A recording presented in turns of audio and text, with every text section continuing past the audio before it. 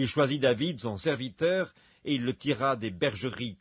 Il le prit derrière les brebis qui allaitent, pour lui faire paître Jacob, son peuple, et Israël, son héritage. Et David les dirigea avec un cœur intègre, et les conduisit avec des mains intelligentes. Psaume 9. Je louerai l'Éternel de tout mon cœur, je raconterai toutes tes merveilles, je ferai de toi le sujet de ma joie et de mon allégresse, je chanterai ton nom, Dieu très haut. Mes ennemis reculent, ils chancellent, ils périssent devant ta face, car tu soutiens mon droit et ma cause, tu sièges sur ton trône en juste juge, tu châties les nations, tu détruis le méchant, tu effaces leur nom pour toujours et à perpétuité, plus d'ennemis, des ruines éternelles, des villes que tu as renversées, leur souvenir est anéanti. L'Éternel règne à jamais, il a dressé son trône pour le jugement, il juge le monde avec justice, il juge les peuples avec droiture. L'Éternel est un refuge pour l'opprimé, un refuge au temps de la détresse. Ceux qui connaissent ton nom se confient en toi, car tu n'abandonnes pas ceux qui te cherchent, ô Éternel. Chantez à l'Éternel qui réside en Sion, publiez parmi les peuples ses hauts faits, car il venge le sang et se souvient des malheureux, il n'oublie pas leurs cris. Aie pitié de moi, Éternel, vois la misère où me réduisent mes ennemis. Enlève-moi des portes de la mort, afin que je publie toutes tes louanges dans les portes de la fille de Sion et que je me réjouisse de ton salut. Les nations tombent dans la fosse qu'elles ont faite, leurs pieds se prennent au filet qu'elles ont caché. L'Éternel se montre, il fait justice, il enlace le méchant dans l'œuvre de ses mains. Les méchants se tournent vers le séjour des morts, toutes les nations qui oublient Dieu. Car le malheureux n'est point oublié à jamais, l'espérance des misérables ne périt pas à toujours. Lève-toi, ô Éternel, que l'homme ne triomphe pas, que les nations soient jugées devant ta face. Frappe-les d'épouvante, ô Éternel, que les peuples sachent qu'ils sont des hommes. Ésaïe, chapitre 1. Prophétie d'Ésaïe, fils d'Amoz, sur Juda et Jérusalem, au temps d'Ozias, de Jotham, d'Akaz, d'Ézéchias, roi de Juda. Cieux, écoutez. Terre, prête l'oreille, car l'Éternel parle. J'ai nourri et élevé des enfants, mais ils se sont révoltés contre moi. Le bœuf connaît son possesseur, et l'âne la crèche de son maître. Israël ne connaît rien, mon peuple n'a point d'intelligence.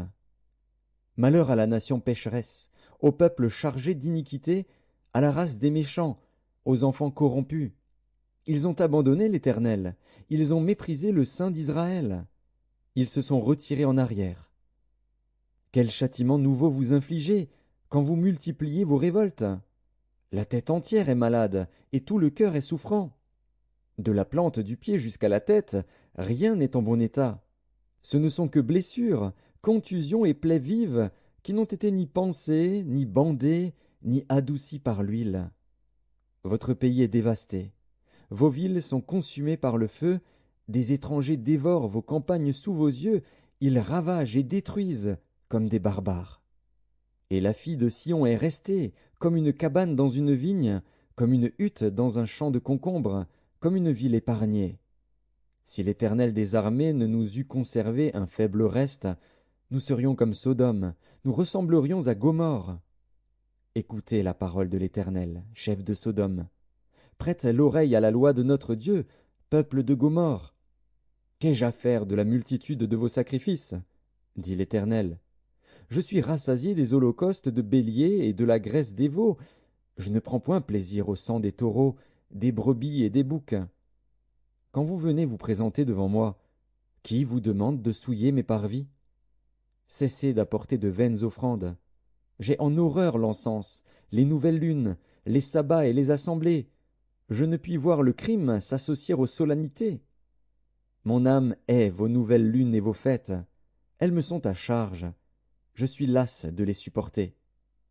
Quand vous étendez vos mains, je détourne de vous mes yeux.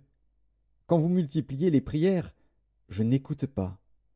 Vos mains sont pleines de sang.